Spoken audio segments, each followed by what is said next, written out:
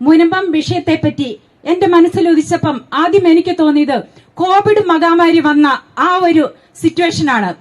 Covid മഹാമാരി ചൈനയിൽ ഉദിച്ചപ്പോൾ, അവിടെ ആരംഭിച്ചപ്പോൾ എന്ന് പറഞ്ഞപ്പോൾ എന്റെ മനസ്സിൽ തോന്നിയത്, പട്ടിനെയും പല്ലീനെയും ഒക്കെ തിന്നുന്ന രാജ്യമല്ലേ, അവിടെ കോവിഡ് വന്നില്ലെങ്കിലോ അത്ഭുതപ്പെടാനുള്ളൂന്ന്. പക്ഷെ 2-3 മാസത്തിനുള്ളിൽ നമ്മുടെ പടിപ്പുരയിൽ തന്നെ കോവിഡ് എന്ന മഹാമാരി വന്നെത്തി. അതുപോലെ തന്നെ കോവിഡ് നമ്മുടെ ശരീരത്തെ കാർന്നു തിന്നുന്നതാണെങ്കിൽ ഈ ഒരു വക്കം അധിനിവേശം നമ്മുടെ അന്നം തരുന്ന ഭൂമിയെയും നമ്മൾ കിടന്നുറങ്ങുന്ന കിടപ്പാടത്തെയും കാർന്നു തിന്നുന്ന മഹാമാരിയായിട്ടാണ് എനിക്ക് തോന്നുന്നത്. പ്രിയപ്പെട്ട, ഞാനിവിടെ വന്നപ്പോൾ ഒരു ചേച്ചി എന്നോട് പറയുകയുണ്ടായി, ഞങ്ങള് 35 വർഷമായി അധ്വാനിച്ച് ഞങ്ങളുടെ മണ്ണില് അധ്വാനിച്ച് ഞങ്ങള് കടലിൽ പോയി കക്ക വാരി ആ ഒരു കൊട്ട കക്കയ്ക്ക് 1 രൂപ എന്ന നിരക്കില് കൊടുത്തിട്ടാണ് ഞങ്ങളുടെ മക്കളെ പോറ്റിയതെന്ന്.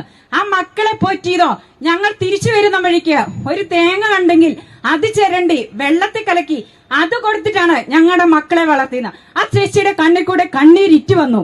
പ്രിയപ്പെട്ട മുനമ്പത്തെ അമ്മമാരെ, സ്നേഹമുള്ള സഹോദരങ്ങളെ, നിങ്ങളുടെ ഈ കാഴ്ച ഞങ്ങളുടെ മുൻപിൽ എത്തിച്ചത് എന്റെ മുൻപിൽ നിൽക്കുന്ന ഈ മാധ്യമ മേഖലയാണ്. അല്ലെങ്കിൽ ഞാനിതൊന്നും അറിയാതെ പോകുകയില്ല. ഞാൻ ഇത് അറിഞ്ഞ നിമിഷം മുതൽ നിങ്ങളോടൊപ്പം വന്ന് എന്റെ സമൂഹത്തിന്റെ ഐക്യദാർഢ്യം പ്രകടിപ്പിക്കാൻ ഒത്തിരി ആഗ്രഹിച്ചിട്ടുണ്ട്. നിങ്ങളെ ഈ ചതിക്കുഴിയില് എനിക്ക് പറയാതെ നിവൃത്തിയില്ല. നമ്മൾ ഇത്രയും വർഷം നമ്മള് വിശ്വസിച്ച രാഷ്ട്രീയ നേതൃത്വം നമ്മളെ ചതിക്കുകയായിരുന്നു. ഈ അമ്മ തന്നെ പറഞ്ഞു, തീർച്ച ഞങ്ങൾ വോട്ട് ചെയ്ത് ഞങ്ങളുടെ രാഷ്ട്രീയ നേതൃത്വം ഞങ്ങളെ തീർത്തും വഞ്ചിക്കുകയായിരുന്നെന്ന്. നിങ്ങളൊന്ന് തിരിച്ചറിയണം. നിങ്ങളെ അറിയാത്ത കാലങ്ങളൊക്കെ കഴിഞ്ഞുപോയി. എല്ലാവരുടെയും വഞ്ചന മനസ്സിലാക്കാനുള്ള ശക്തിയും വിവേകവും ഈ ജനതകളടക്കം ഞങ്ങൾക്ക് എല്ലാവർക്കും ഉണ്ട്. അത് നിങ്ങൾ മനസ്സിലാക്കുന്നത് നന്നായിരിക്കും. അതോടൊപ്പം തന്നെ എനിക്ക് പറയാനുള്ളത്, നിങ്ങളുടെ ഈ സമരം ഞങ്ങളുടെ ഹൃദയത്തെ ഞങ്ങളിലേക്കും നിങ്ങളിലേക്കും തിരിച്ചുവിടാൻ ഇടയാക്കിയെന്നാണ്.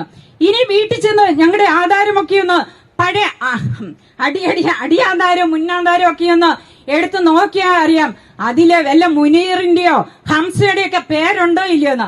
തീർച്ചയായും ഉണ്ടെങ്കിൽ ഞങ്ങളും ഇതിന് വിധേയരാകുമെന്ന് ഞങ്ങൾക്ക് തീർച്ചയാണ്. പക്ഷേ ഈ പരിപ്പൊന്നും നമ്മുടെ അടുത്ത് വേകുകയില്ല. ഈ പരിപ്പ് വേവിക്കാൻ വേണ്ടി നിങ്ങൾ കൂട്ടിക്കൊണ്ടിരിക്കുന്ന തീ ഞങ്ങൾ ശക്തമായി കെടുത്തി കളയും.